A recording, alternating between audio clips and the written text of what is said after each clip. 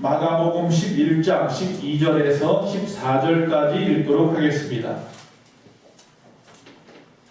이튿날 그들이 베다니에서 나왔을 때에 예수께서 시장하신지라 멀리서 잎사귀 있는 한 무화과 나무를 보시고 혹 그 나무에 무엇이 있을까 하여 가셨더니 가서 보신즉 잎사귀 외에 아무것도 없더라. 이는 무화과의 때가 아님이라. 예수께서 나무에서 말씀하여 이르시되 이제부터 영원토록 사람이 내게서 열매를 따먹지 못하리라 하시니 제자들이 이를 듣더라. 아멘. 오늘 하나님 말씀의 제목 다 같이 읽습니다. 시작. 그래서 우리가 부활주일 지난 지가 한 달이 지났는데 또다시 종려주일 얘기를 하는가, 종려주일에다 초점을 맞추지 마시고 예수님의 행동에다가 오늘은 초점을 맞추어서 보려고 하는 것입니다. 어쨌든 예수님께서 이 땅에서의 마지막 6월절 절기를 지키려고 종려주일에 즉 새끼 나귀를 갖다가 타고 그 예루살렘 성전에 들어가셨습니다. 많은 사람들이 나와서 호산나를 외치고 종려나무 가지를 흔들고 그랬죠. 어쨌든 예수님께서 그렇게 첫날 예루살렘 성전에 들어가셨다가 나오셨어요. 그리고 나서 잠은 어디서 자느냐? 예루살렘 성전 안에는 예루살렘 안에는, 성내 안에는 이미 그 동네 사람들이 자리를 잡고 있고 부자들이 자리를 잡고 있고 먼저 온 사람들이 자리를 잡아서 방이 없었어요. 예수님은 항상 그래서 예루살렘에 오실 때마다 베다니에서 머물러요. 인근에 있는 조그마한 마을이죠. 그 베다니에 가서 거기 보면 나사로의 집도 있고 여러 그 심령들이 소위 말하면 그 나병 환자의 집도 있었고 말이죠. 그들의 집들이 있어서 그곳에서 이제 임시로 묵기도 하고 그러면서 예루살렘 들어가서 절기를 지내시고 그랬어요. 자, 역시 마찬가지로 종려주일날 예루살렘에 들어가셨다가 돌아오셔서 베다니에서 묵으시고 그 다음날 아침에 다시 제자들과 함께 다시 이제 예루살렘으로 들어가셔요. 예루살렘으로 가시는데 아침을 못 드셔서 시장하셨습니다. 앞에 보니까 이파리가 무성한 무화과 나무가 있는 거예요.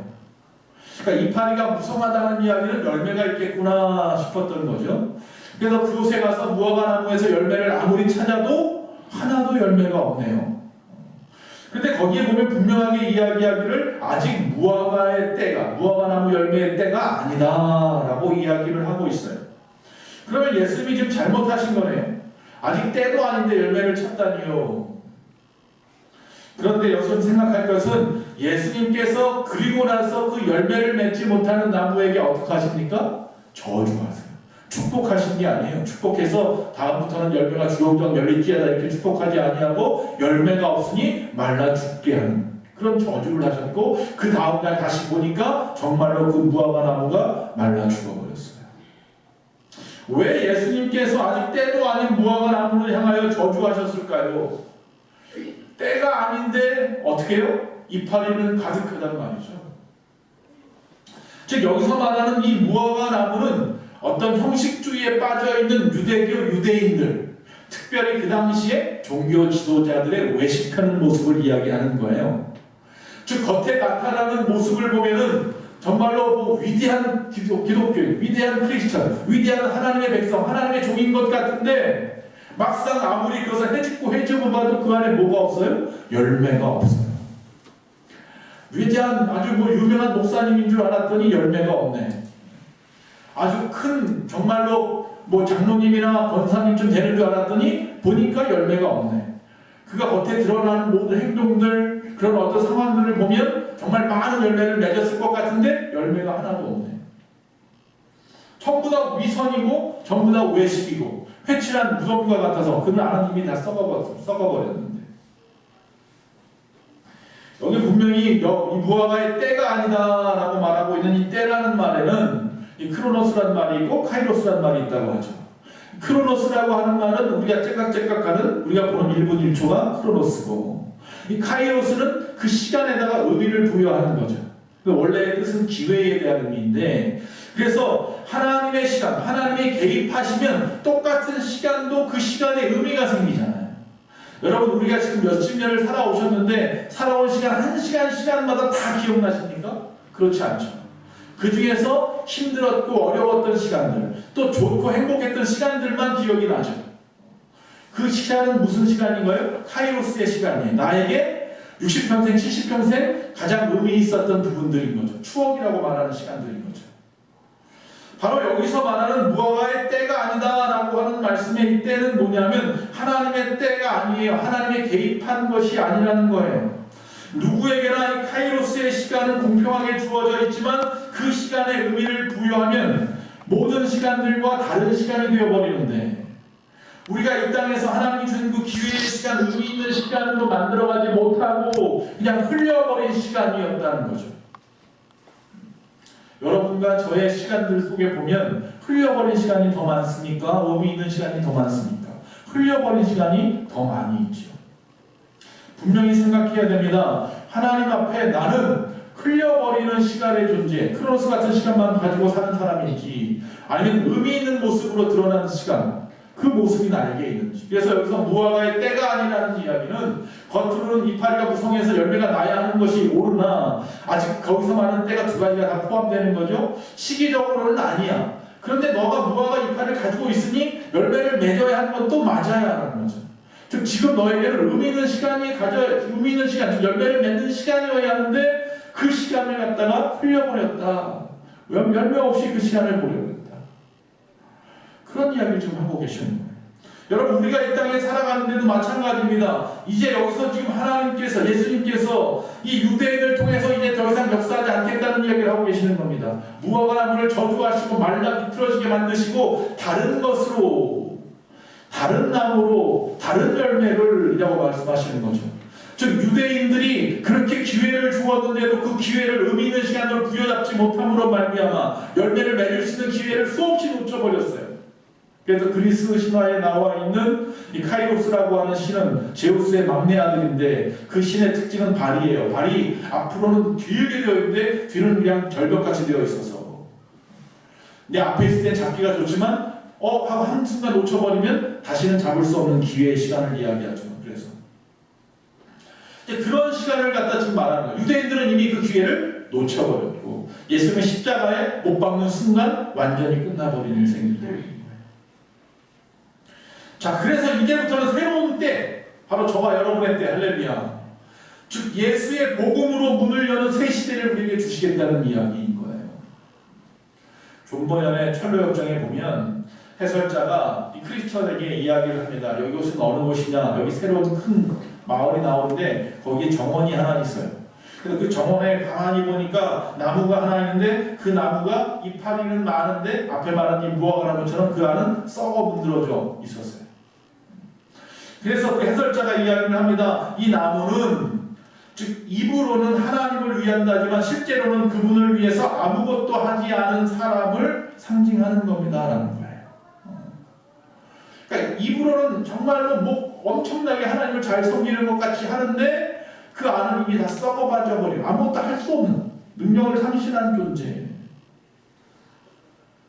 즉 여기서 말하는 이 열매를 맺지 못하는 사람들을 바로 그렇게 이야기하는 거예요. 성경에 보면 이런 부분을 갖다 여러 가지로 이야기해요. 첫째는 고린도전서 보니까 사람의 방언과 천사의 말을 할지라도 사랑이 없으면 뭐가 돼요?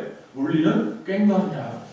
즉 다시 말하면 이 무화과 나무는 무엇과 같아요? 열매 맺지 못한다는 이야기는 울리는 꽹과리 같은 인생이 있다는 거예요. 또 우리가 살아가는 대로 입술로만 뭐예요? 주여 주여 하는 자와 같은 자를 말하는 거예요. 그래서 이런 사람들은 나중에 물에 빠지면 뭐만 떠요? 입만 동동 뜬다고 합니다. 근데 그런 삶이 있어요. 교회 안에서도 제일 시끄럽고 제일 말이 많은데 정말 아무것도 없어서 빈 감정인 거예요. 그 세 번째는 뭐예요? 겉으로는 오랜 시간 동안 금식하고 또 하나님 앞에 열심히 기도하고 그러는 것 같은데 그 안은 굉장히 불경스러운 행동과 생각으로 가득한 사람. 이중인격. 또 다시 말하면 이런 사람들 뭐예요? 말만 잘하는 사람, 던지르르하게 말만 잘하는 사람들. 그러니까 열매 없는 사람들의 특징이 이래요. 혹시 저와 여러분 아닌지 모르겠습니다. 요한복음 15장 8절 다 같이 한번 읽겠습니다. 다 같이 시작. 너희가 열매를 많이 맺으면 내 아버지께서 영광을 받으실 것이요 너희는 할렐루야. 예수님의 제자가 되는 방법 중에 하나가 뭐예요? 그것을 드러내는 증거 중에 하나가 뭐냐면 열매. 이 사람이 열매를 많이 맺었으면 이 사람이 예수님의 제자예요. 근데 어떤 열매를 맺어야 예수님의 제자일까요? 사탄을 따르는 추종자들도 열매를 맺어요. 그들은 죄의 열매, 욕심의 열매, 정욕의 열매, 세상의 열매를 갖다 맺죠. 그러나 하나님의 사람들은, 예수님의 제자들은 어떤 열매를 맺어요? 성령의 열매, 전도의 열매, 사랑의 열매, 믿음의 열매, 이런 열매를 맺죠. 저와 여러분은 어떤 열매를 맺습니까? 즉 때가 되면, 하나님이 개입하시는 시간이 되면 하나님께서 우리에게 가까이 오셔서 찾으신단 말이에요. 그리고 물으실 거란 말이에요. 도대체 너는 이 땅에 살아가는 동안에 어떤 열매를 맺었느냐. 마지막 때 주님 앞에 보여드려야 할 것이 있어요. 어떤 열매를 보여드리겠습니까? 칭찬과 상급을 받을 만한 그런 열매를 보여드려야 되지 않겠습니까? 아니면 우리가 책망과 저주를 받을 만한 무화과 나무 같은 그런 열매 없는 모습을 보여드려서야 되겠냐는 거죠. 우리가 이 땅에 살아가면서 오늘 예수님께서 마지막 종려주일날 예루살렘에 들어가시면서 예수님의 행동은 하나에서 열까지 의미 없는 것이 아무것도 없어서 예수님의 행동과 말 한마디 한마디, 표정 하나하나까지가 전부 다 우리의 가르침인데, 그 예수님께서 마지막 정말로 십자가를 지기 일주일 전에 제자들과 함께 예루살렘에 들어가시면서 첫 번째 한 행동이 하필이면 무화과 나무를 저주하고 열매를 갖다 구하는 이 사건을 우리에게 보여주시면서 우리에게 하고 싶은 이야기는, 이 마지막 시대의 크리스천들이 정말 예수님의 제자라고 하는 삶을 산다면 열매를 보이는 삶을 살라고 말씀하고 있는 거예요. 열매를 맺어야 됩니다. 그냥 이 땅에서 구원받은 것만으로 만족하지 마시고 이 땅에서 그 구원받은 능력 가지고 열매 맺으며 살아야 된다는 거예요. 두 번째, 이제 성전에 들어가셨습니다. 무화과 나무를 저주하신 다음에 성전에 들어가셔서 제일 먼저 한 일이 무엇입니까? 성전 안에 보니까 이방인의 뜰이 있어요. 성전 구조가 어떻게 되어 있냐면 바깥쪽으로 이방인의 뜰이 있어요. 그리고 그 안으로 들어가면 거기 여인의 뜰이 있어요. 유대 여인들. 그 여인의 뜰 양쪽 편으로 두 군데에 유대인의 뜰이 있어요. 유대 남자들을 위한. 그리고 그 안에 가운데 문으로 들어가 버리면 그 안에는 제사장만 들어간 제사장의 뜰이 있어요. 그 유대인의 뜰 안에는 번제단이 있고 물두멍이라고 하는 것들이 있죠. 손을 씻고 이제 닦는 그 물두멍이 있는데, 성막에서는 물두멍이었고 성전, 솔로몬의 성전에 와서는 바다라고 하죠. 높바다, 더 큰, 엄청나게 큰. 그래놓고 물두멍은 제사장의 뜰 양편으로, 성소와 지성소가 있는 그 양편으로 있어요. 그리고 나면 계단이 있고, 계단을 올라가면 거기에 큰 기둥이 두 개가 양쪽에 박혀있죠. 야긴과 보아스라고 하는 두 개의 큰 기둥이 박혀있고, 그 사이에 문이 있어요. 문으로 들어가면 현관이 나와, 주방이 나오고, 그 현관 안쪽에 보면 성소가 있고, 그 성소에는 뭐가 있어요? 진설병, 떡상이 있고, 12지파를 상징하는. 그리고 거기는 뭐가 있어요? 분향하는 분향반이 있어요. 향이 올라가죠. 우리의 기도가 올라가는. 자, 거기 촛대도 있고요. 그것을 밝히는 그 촛대도 있고요. 그곳까지는 제사장이 들어가요. 제사장은 제비 뽑아서 아무나 들어가는 것이 아니라 순서대로 들어가는 게 아니라 제비 뽑힌 사람만 들어가서, 어떤 사람은 평생 한 번도 못 들어가는 사람이 있고 어떤 사람은 여러 번 들어갈 수도 있고 그래요. 우리가 잘 아는 세례 요한의 아버지 사가랴는 마지막 때였어요. 정말 죽기 직전 나이 한참 들어서 그때에서 들어갔어요. 그리고 난 오히려 그 연로한 나이에 아이를 얻은 게 세례 요한이에요. 자, 그리고 나서 1년에 한 번 대제사장이 속죄일날, 대속죄일날, 10월달에 대속죄일날 그 한해 지성소에 들어가요. 지성소에는 뭐가 있어요? 양쪽으로 날개를 펼치고 있는 그룹, 천사가 있고 그 사이에 법궤가 들어있죠. 법궤가 있죠. 법궤 안에 우리가 알다시피 세 가지가 들어있는데, 나중에 솔로몬의 성전 안에 그 세 가지가 다 있는 것은 아니고요. 만나의 항아리도 있었고, 아론의 지팡이도 있었고, 십계명도 그 안에 들어있었죠. 그 양쪽에 있는 천사들 그 사이를 갖다 시은소라고 하죠. 그래서 모든 것들의 죄를 사하시는 곳이에요. 그리고 은혜를 내려주시는 곳이에요. 거기는 대제사장이 1년에 한 번 들어가죠. 그렇게 생겼어요. 그리고 쭉 안쪽으로 들어가는데 방향은 어떻게 되어 있어요? 우리 교회가 똑같아요. 동쪽으로 되어 있어요. 해 뜨는 쪽으로 문이 하나 있는 거죠. 오직 예수 그리스도. 예수 그리스도를 통해서만에 들어가서 주님을 만나고 구원을 이룬다는 의미가 그 안에 다 들어있어서 구약의 성막을 가지고 강의하기 좋아하는 목사님들이 많죠. 그것을 통해서 예수를 드러내기가 너무 좋아서. 저도 처음에 초창기에 한참을 그걸 성막 강의를 많이 했는데 요새는 좀 안 하려고 해요. 그 이유가 나중에 때가 되면 말씀을 드리겠지만, 너무 거기에 얽매이면 이게 구약에 얽매이게 되더라고요. 신약으로 넘어가야 되는데 넘어오질 못하더라고요. 어쨌든 간에, 자, 거기에서 지금 예수님이 처음 도착한 것이 어디겠어요? 제일 먼저 도착한 것이 바로 이방인의 뜰이겠죠. 이방인들도 거기까지는 들어갈 수 있는 거예요. 성전 안에 구경할 수 있어요. 거기서 서서. 근데 문제가 있어요. 이 이방인의 뜰에서 재물을 파는, 그리고 거기서 환전을 해요. 많은 사람들이 거기서 비둘기를 팔고 양을 팔고 염소를 팔고, 많은 사람들이 거기서 성전세를 내야 되는데 성전에 내야 되는 헌금을 바꿔요. 일반 사람들이 쓰는 로마 황제의 얼굴이 그려져 있는 그 엽전을 가지고 가서는 그것을 갖다가 그 성전에 하나님 앞에 바치는 성전용으로 바꾸는데, 바꿔주는데 5분의 1을 더 내야지 바꿔줘요. 그리고 재물은 각자 자기 집에서 가져와도 돼요. 그런데 멀리서 오다 보니까 힘드니까 거기서 사라고 좀 뭐랄까 편의를 봐준 거예요. 근데 그 당시에 가야바라고 하는 대제사장이 있었고, 그 대제사장의 장인어른이 전 대제사장인데 이 안나스인데, 이 안나스가 이 상권을 가지고 있네. 그래서 이 안나스를 통해서 그 돈을 대고 그 자리를 차지한 장사꾼들이 이득을 남기기 위해서 그 사람들한테만 뭐예요? 양을 사야 되고 비둘기를 사야 돼요. 흠이 하나도 없는 것을 가지고 와도 제사장들이 흠이 있다고 트집을 잡아서 못 내게 만들어요. 그러니까 어쩔 수 없이 모든 사람들은 다 여기 와서 살 수밖에 없어. 비싼 돈을 들여서 양을 사고 비둘기를 사고. 그러니 그 이방인의 뜰이 예배를 드리려고, 하나님의 제사 드리려고 온 사람들이 아니라 모두 다 그냥 무슨 오색시장처럼 그냥 떠들썩한 거예요. 생각을 해보세요. 거기 싸우는 소리도 많을 거고, 이리 오세요 저리 오세요 호객하는 소리도 많이 있을 거고, 거기서 서로 이거 뭐 싸게 싸니 비싸니 흥정하는 소리도 많이 있을 거고, 정신없는 시장판이 되어버렸잖아요. 그러니까 예수님이 어떻게 해요? 다 뒤엎어버리셨다 그랬죠.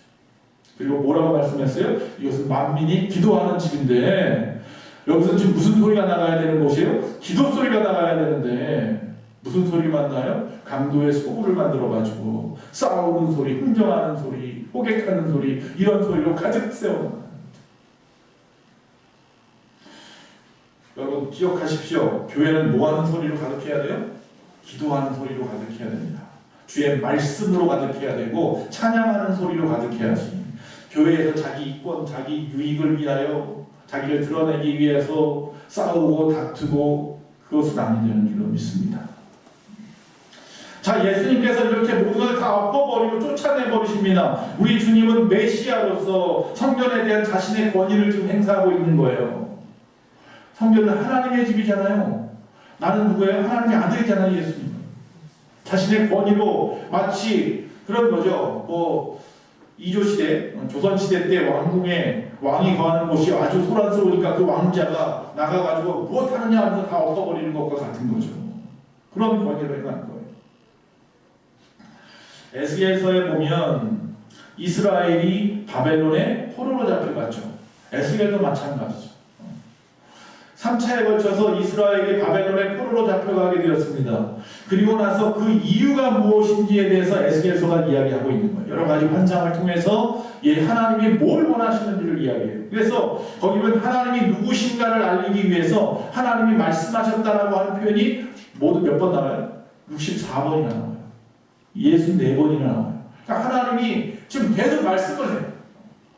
왜 이렇게 행동하셨는지, 왜 바벨론의 포로가 되게 만드셨는지, 그래서 보여주는 모든 비유나 여러 가지 사건들을 위해서 왜 지금 이 말씀을 하고 계시는지 끊임없이 이야기해요. 그건 뭐예요? 돌이키라는 거잖아요. 돌이키라는 거잖아요. 그래서 이스라엘 백성들은 그 에스겔서를 보면서, 에스겔의 말을 들으면서 그 말 강가라고 하는 것은 뭐예요? 눈물 흘리면서 기도하는 거예요. 예루살렘을 바라보면서. 그것밖에는 방법이 없다는 거예요. 그러니까 에스겔서는 그거예요. 예레미야서도 마찬가지예요. 스가랴서, 함께서 다 똑같아요. 기도하라는 거예요. 눈물을 흘리면서 회개하고 기도하고 돌이키라는 이야기하는 거예요. 그래야 너희가 다시 돌아올 수 있다는 거예요. 너희는 하나님의 백성, 예루살렘에서 그 성전에서 하나님께 예배해야 되는 백성인데 다 세상으로 뿔뿔이 흩어져 있고 말이죠. 하나님을 떠난 마치 바벨론 포로처럼 돌아올 생각을 못하네. 기도하고 돌아오라. 지금은 내 의지로 나갔는지 몰라도, 내 의지로 교회 나오지 않고 있는지 몰라도 나중에는요 오고 싶어도 못 올 때가 오죠. 그러기 전에 돌아와야 되는 거죠. 그거 아닌 거죠. 우리는 기도할 때마다 하나님의 인재를 구해야 됩니다. 하나님 우리 가운데 임하여 주시옵소서. 이곳에 함께 하시옵소서. 나와 함께 하시고 나와 동행하시옵소서. 내 길을 인도하여 주시고 보여주시옵소서. 그렇게 해서 주님이 우리 가운데 임하시면 우리 주님은 그럼 우리에게 무엇을 원하시는 줄 아십니까? 우리가 주님 나와 함께 해달라고 해서 주님이 우리와 함께 하시면 그 주님도 우리에게 요구하는 게 있어요. 다른 거 아니에요. 즉 교제하고 싶다는 거예요. 사랑하고 싶다는 거예요. 우리를 위하여 일하고 싶다는 거예요. 주님은 그거 원하세요. 그렇기 때문에 우리 주님이 먼저 우리에게 무엇을 요구하시기 전에 우리가 주님 앞에 귀를 기울이고 주의 뜻대로 살아가면 주의 마음이 얼마나 기쁘실까. 지금의 교회들이 끊임없이 세속화되고 있습니다. 주님을 찾는 소리는 그쳐버리고 세상과 똑같은 소리만 내고 있습니다. 교회는 원망과 불평이 가득하고 세상 사람들과 같은 정치 얘기, 경제 얘기, 사회 얘기로 가득하고, 저는 애찬하면서 가장 걱정되는 부분 중에 하나가 바로 그런 부분이에요. 제가 말씀하잖아요. 애찬을 갖다가 뭐라고 말해요? 아가페밀이라고 하잖아요. 아가페밀이라는 말이 뭐예요?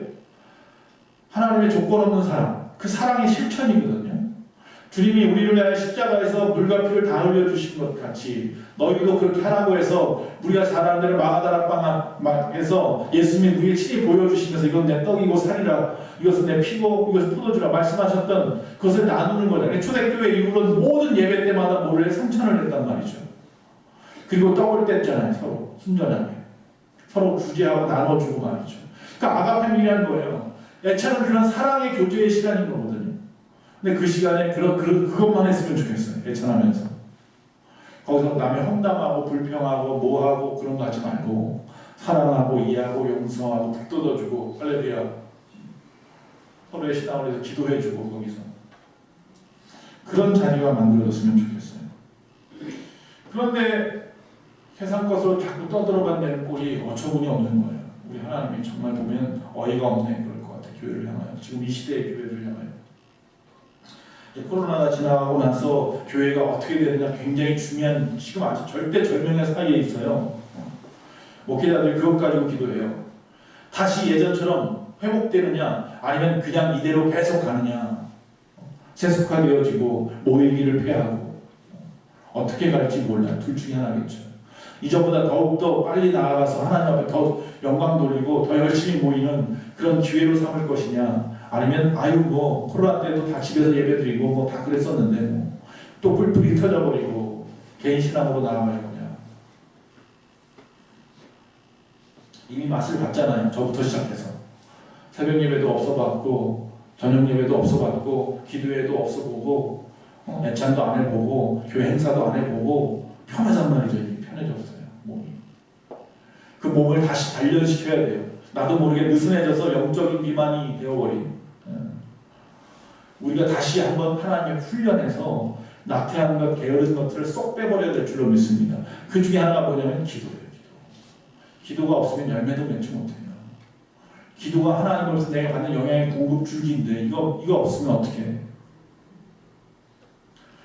교회들이 왜 세속화됩니까? 왜 많은 유럽의 교회들이 영적인 위기 가운데 빠졌다고 합니까? 교회들이 도서관이 되고 마을 강당이 되고 옷가게가 되고 술집이 되고 클럽이 되고 왜 그럽니까? 기도하지 않아서 그래요. 모이지 않고 기도하지 않으니까. 주님은 우리 교회에서 기도 소리를 듣기 원하십니다. 할렐루야. 다시 말해서 기도하는 사람을 찾으십니다.